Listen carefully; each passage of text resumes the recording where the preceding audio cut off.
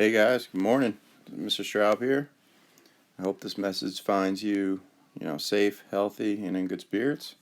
This is going to be a little bit of a new, teaching and learning scenario. We might feel a little bit uneasy right now with everything. I'm confident, it's just the fear of the unknown. This is new for all of us. We'll learn some new things together, make the most of it. I just wanted to initially run through the general framework for how lessons are going to look in this whole distance learning format. All right, so I'm trying not to change things up too much. We're going to have a lesson posted in OneNote, so you'll grab that from the content library like normal. I'll also provide you with a link, which is what you use to get this video here. It brings you to YouTube, where this video is generally just going to, we'll run through the do now. There'll be a mini lesson, where I'll emphasize some key ideas. We'll go through some practice problems together. And then towards the end, I'll leave you some extra problems. You'll work on those on your own. I'll give you those answers later in the day so you can see how you did. I suggest you watch this video early in the day, so if you have questions, you can take advantage of my office hours, where I can be reached by email from 9 to 10:30 in the morning, and then 12 noon to 1:30 p.m. Please don't hesitate to contact me. I can't stress that enough. I'm also working on a variation of office hours like Google Hangouts or Google Meets, where you can log in, you can ask me questions, we can work on problems together, and more of like a live type of experience. So I'll let you know if and when that becomes part of our class. There'll be continuing to be a weekly Delta Math that'll be graded. As always, that's very important for extra practice. And as we know, it's a great resource because it provides you with some good visuals and explanations when you get a problem wrong. So communication is key, guys. All right, let me know if you have any questions. All right, contact me during the office hours. But at this point, we're going to get right into the lesson. All right, you can see it's 320 parallel lines. So what we're going to do is the do now first, and then we'll talk a little bit more about where we'll go and the new ideas we're going to talk about. All right, if you take a look at this do now, it says, the diagram below shows a ramp connecting the ground to a loading platform 4.5 feet above the ground. The ramp measures 11.75 feet from the ground to the top of the loading platform. All right, determine and state to the nearest degree the angle of elevation formed by the ramp and the ground. Okay, so you can see that ramp is 11.75 feet. All right, the ground, is, of course, in this position here. Okay, so the angle we're looking for is here, which I'll label with an X. Okay, so as you can see, we have a right triangle. Okay, so yes, this is, I know what you're thinking, this is indeed a SOHCAHTOA question.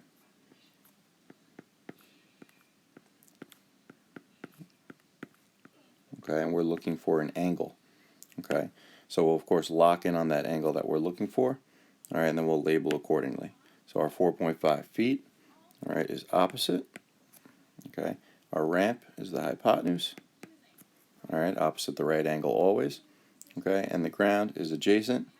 All right, not too important right now. All right, we want to focus in on the two side lengths that are given to us in relation to that angle we're trying to find. Okay, so you can see we'll be dealing with SOHCAHTOA here. All right, and sine more specifically. Okay, so in relation to that angle, we're given the opposite and the hypotenuse. All right, that tells us we're going to use sine.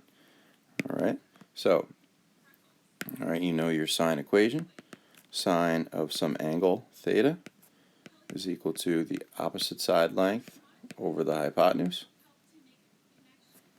Okay, so if we substitute what we have, sine of our angle, x, or whatever you want to call it, equals to the opposite side length over the hypotenuse. All right, when we're looking for the angle, we are not cross multiplying. All right, we need to undo that sine function. Okay, that would be inverse sine. So I know what you're thinking. Yes, sine with that little -1 thing. Yep. All right, so you're just going to do inverse sine. Okay, and then type in the ratio that we have, 4.5 over 11.75. Okay, and yes, you literally just type that in exactly into your calculator GeoGebra at this point. Alright, so remember that's in the f of x function. Alright, inverse sine, 4.5 over 11.75. Okay, you can see our angle is 22.518 approximately.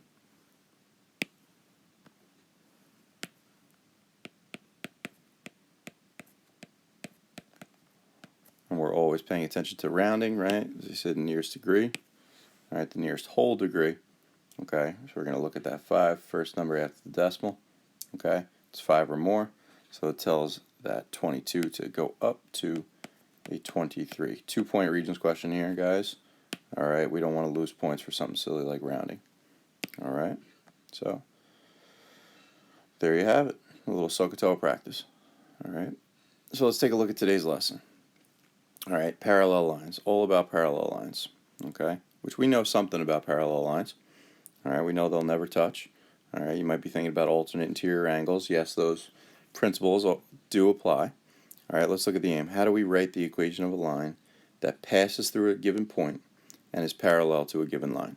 Okay, so you have a line, all right, or you have an equation, all right, representing that line. All right, we need to write an equation, a new equation, all right, of a line that's parallel to that line, but more specifically, it really has to pass through a specific point. All right, so yes, parallel lines, all right, never touch, okay, but we're going to be diving more into, when we're on the grid, all right, how do we know they're parallel? What's specific about the parallel lines when they're on the grid? All right, so if you look at this Explorer, it says Rancher Bob, a good old Rancher Bob, all right, is putting up a new fenced area for his horses. The corners of the fenced area are located at, you can see those coordinates for A, B, C, and D. All right, which sides of the fence are parallel? Justify your answer. Okay, so you can see the two side lengths that are parallel. All right, you're probably thinking, yes, DA, okay, and CB are parallel. Okay, but how do we know they're parallel? Maybe they look very, very close to parallel and they're not actually parallel. Okay, it all has to do with slope, guys. Okay, if you take a look at the slope of DA, so if you lock in on 2 points that hit the corner of a box, so one at D, okay, and then for example a point here, okay, if you count the slope from point to point there, okay, remember slope change in y first over change in x, okay, so we're going to end up going down 2 and right 1, okay, down 2, right 1, down 2, right 1, down 2, right 1, okay. You can see the exact same thing applies, all right, for CB. All right, if I lock in on 2 points, one of them being, right, yeah, any 2 points on the line, all right, but we want to pick points that are on the corner of a box, all right, because we want to be dealing with crazy decimals or fractions, anything like that. All right, so same situation, all right, we get the same slope. Down 2, right 1, down 2, right 1, down 2, right 1, and so on and so forth. Okay, so what you should be concluding from this, all right, is that in order for lines to be parallel, right, they have to have the exact same slope. Okay, so you can see the slope of DA is -2 over 1, which yes, that simplifies just plain old -2. All right, and the same situation for CB. All right, our slope's -2 over 1. All right, so parallel lines, same slope. Okay, that's really the main idea of today. Parallel lines have the same slope. Okay, so let's jot that in here.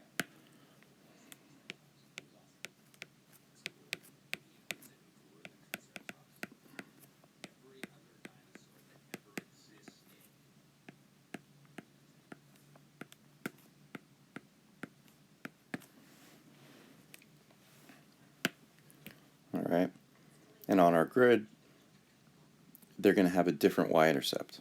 Okay, they're not going to have the exact same, right? So these two lines all right, won't end up crossing, these parallel lines won't end up crossing the y-axis at the same point.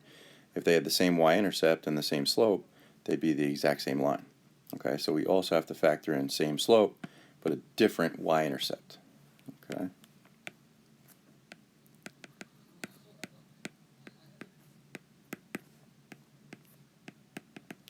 Just remember in your equation, all right, your slope-intercept form, y equals mx plus b. All right, that's the b value, that y-intercept. Okay, so let's see how these problems might look. All right, example 1. What's the equation of the line parallel to y equals 4x plus 5 and passes through the point -2, 4? Okay, so we have a given line. All right, our given line, all right, is y equals 4x plus 5. Okay, and our new line that's going to be parallel to that line passes through -2, 4. Okay, so this point is one of the ordered pairs x, y, all right, that's going to satisfy our new equation. All right, so we have a potential x and y situation here. All right, so in the initial equation, y equals 4x plus 5, right, the initial equation, we have to identify what is the slope of that line. Okay, now it's in slope-intercept form, right, y equals mx plus b.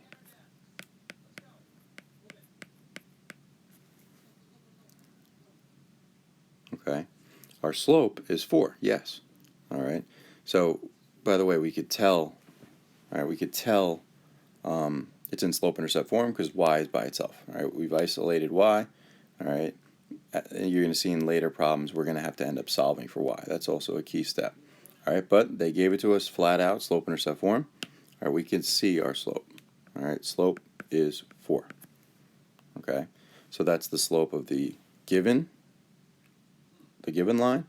All right, and that's going to be the slope of our new line as well. Okay, so let's dive into this new line. What's the equation of this new line that's parallel to this?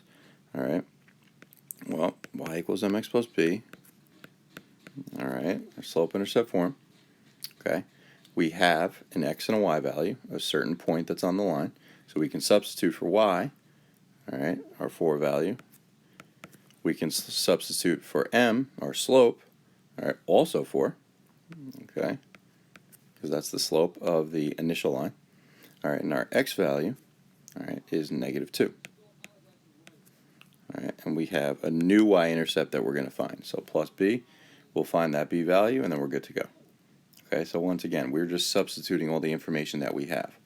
Okay, very key, right? Same slope. All right, the slope of the initial line is 4.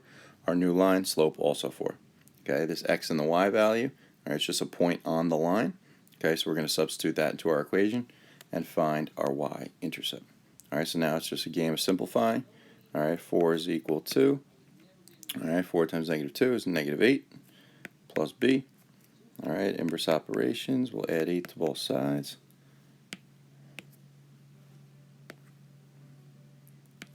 Okay, when we get 12 for our b value. Okay, our y-intercept. Okay, so our new equation of this parallel line is y is equal to, we have to insert our slope of 4x plus the y-intercept we just found. All right, and we're good to go. Now remember what the initial line was, y equals 4x plus 5. Okay, that was the given line.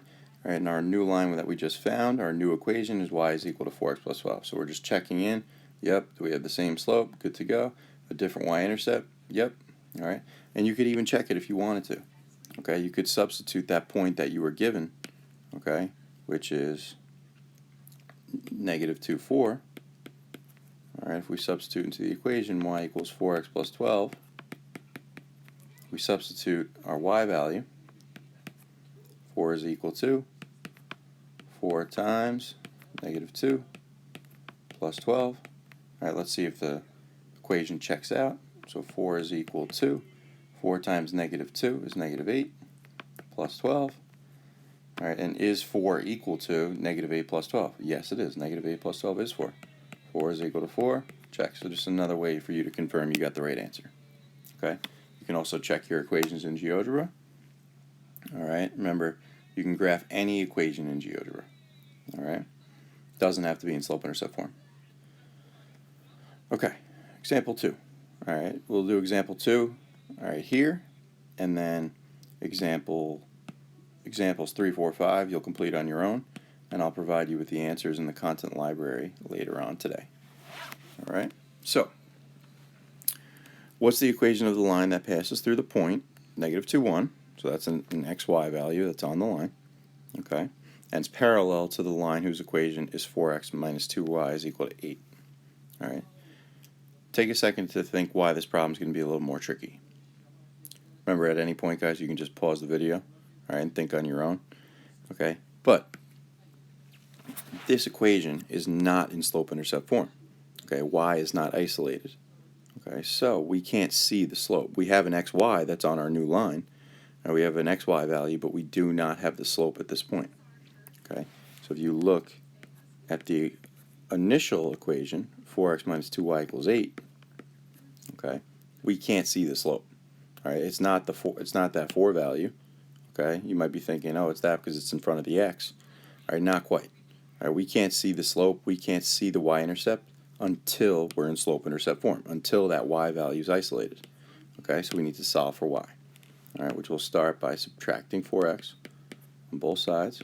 All right, everything by the y, we need that gone. All right, so we're left with, all right, on the left side here, negative 2y. Don't bring down positive 2y. Negative 2y is equal to, we want to write the x value, all right, the term that has the x value first, so negative 4x, okay, and then there's just an 8 with that on the right, plus 8, all right, and then we're dividing now by -2, all right, all throughout, divide by -2, all right, so we're left with y is equal to -4x divided by -2, all right, is 2x, all right, positive 8 divided by -2 is -4. So this is our initial line. All right, the line that they gave us, this is the equation in slope-intercept form. Now we can see, yep, we got our slope and the initial y-intercept, which isn't too important, but our new y-intercept is going to be different than that. Okay, so look at your answer choices, 1 through 4. All right, you can eliminate 2 answer choices. Okay, you see the slope of the line they gave us is 2. All right, we know that the new parallel line, okay, has a different y-intercept, yes, but the exact same slope. Okay, so you can see choices 3 and 4 do indeed have the same slope. Choices 1 and 2 do not have the same slope. All right, they have a slope of 1/2. No go. All right, so we're between choices 3 and 4. Okay, so remember, our new line has the same slope of 2 and passes through the point -2, 1. All right, so that's an xy value we're going to be using in our equation. Okay, so y equals mx plus b. Okay, we're going to insert everything we know. We have a y value, yep, 1. We have our slope, we found that for 2. All right, and we have an x value of -2, all right, plus b. So we're solving for our y-intercept, new b value. Simplify from here, 1 is equal to 2 times -2, -4, plus b. All right, inverse operations, all right, add 4 on both sides to get our b value alone. And we end up with b is equal to 5. All right, so our new equation, our parallel line, all right, the equation for it is y is equal to 2x plus 5. All right, which is choice 3. Okay. Now, guys, this is a very, very popular Regents topic. All right. I want to show you. Right, maybe you forgot what to do. Maybe you forgot the algebraic steps behind all of this. Okay, but there is another way to think about this problem. All right. If you see the initial equation, 4x minus 2y is equal to 8, all right, let's say you forgot how to solve for y, okay, you're not totally done, okay, you can put that equation into GeoGebra, okay, it'll graph it for you. Remember, it doesn't have to be in slope-intercept form to graph it like those bulky yellow calculators, all right, so 4x minus 2y equals 8.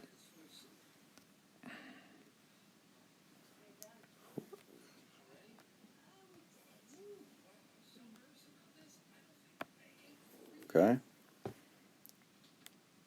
so you can take a look at that initial line, all right, and then the answer that we got, okay, you could input all your choices, okay, you could literally type in all 4 of these, okay, and then see which one is parallel, right, it will have the same slope, okay, but it also, very key point here, it has to pass through that point negative 2, 1, okay, so for example, if we were to put in like choice 4, okay, we're not going to input them all right now, but if we were to put in choice 4, y equals 2x minus 5, all right, y equals 2x minus 5, okay, you can see it's parallel, all right, it's parallel to that initial line, okay, however, that point negative 2, 1, all right, it does not pass through that point, all right, so the answer we ended up getting, y equals 2x plus 5, okay, you can see it's parallel to the initial line, all right, and it does indeed pass through that point negative 2, 1. Okay, so multiple choice, yes, it's right or it's wrong. There's going to be extended response questions where you need to know the algebraic work and all that, okay, but just something to think about, if nothing else, a way to check your answer. Okay, check your answer through GeoGebra, all right, and make sure you're good to go. So like I said, you're going to finish problems 3, 4, 5. All right, I'll leave you the answers in the content library later on, okay, and you can see how you did. Remember, my office hours, guys, are 9 to 10:30 in the morning, and then 12 to 1:30 in the afternoon. All right, please don't hesitate to contact me.